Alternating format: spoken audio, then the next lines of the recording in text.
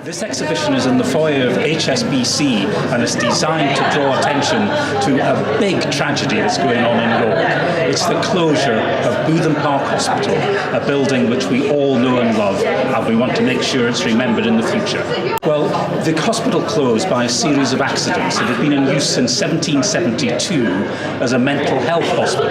Just think about that, 280 years of continuous use, and it was one of the very first mental health hospitals in the world, not just in York or in England.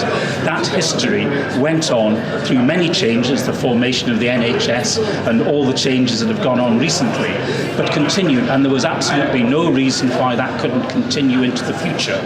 But it did close.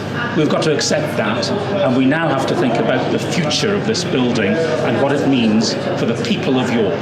It's part of the history of York. This place has been, this city that we're so fortunate to live in, has got a tradition of progressive social reform over many centuries. Bootham Park Hospital is a very important part of that, and probably has a part to play in the future. We want to remember that, and we want to remember that that tradition of making the best for the disadvantaged people in our society continues into the future.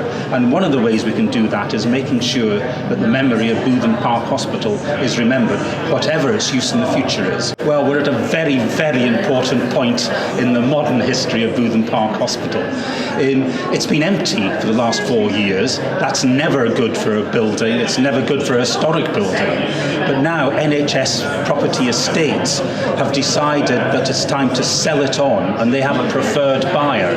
We're not exactly sure who that preferred buyer is, but we want to make sure that the important decisions which the buyer takes in the future are subject to the scrutiny of the people of